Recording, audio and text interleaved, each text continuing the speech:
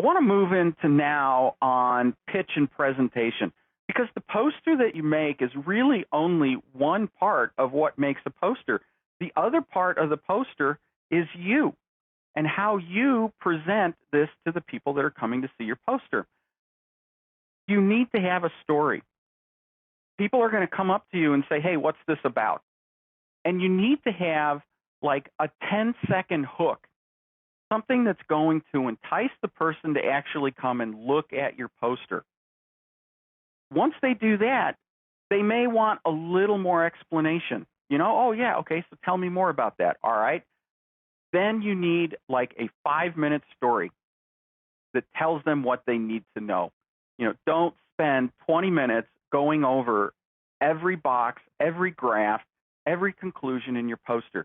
You need to have it summarized into a very succinct manner that will tell them the main points of what you're trying to convey. And don't forget you yourself. The body language of how you stand at your poster will also draw people in. I see a lot of students stand very meekly at their poster. And what I mean by that is they just kind of hang around in the background, and they don't really interact with people unless people interact with them. As you stand in front of your poster, stand like you're proud of it, right? Look at the people when you present your poster. I think another thing that people do is when people are asked, can you tell me about this poster, right? They don't look at the people that are actually asking the question. They spend so much time speaking to the poster, they actually forget the people that they're talking to.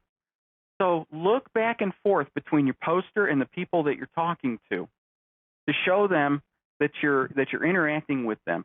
And try to be engaging when you do this, right? This is your work. You should be proud of it. You should be excited about it.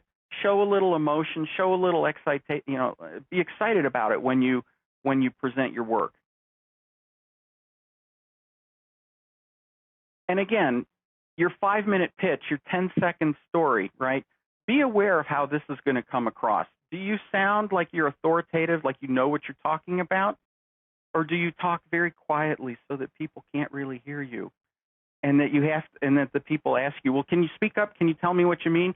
Because those poster halls are very noisy. There's going to be a lot of people walking back and forth.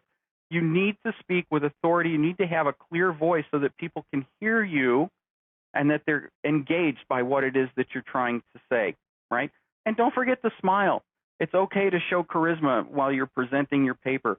There is a misperception in the scientific community that what we do, that scientific means boring, or that scientific means that you have to act like the stereotypical professor.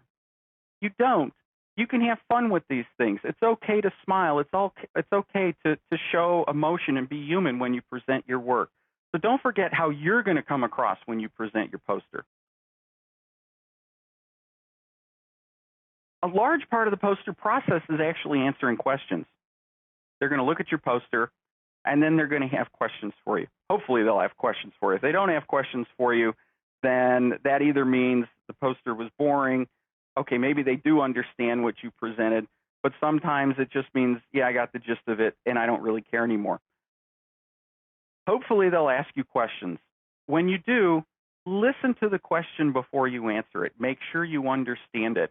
I see a lot of people, when they're asked a question, they cut the presenter off and they start answering the question before they even get to the end of it. When you answer the question, keep it short, keep it concise, and remember to maintain eye contact in your body language when you talk to them. Don't forget your voice. Like I said, loud. It's going to be a loud, crowded hall. You need to speak up with authority. And if you don't know the answer to a question, ask them for a card, ask them for their email, tell them you'll get back to them.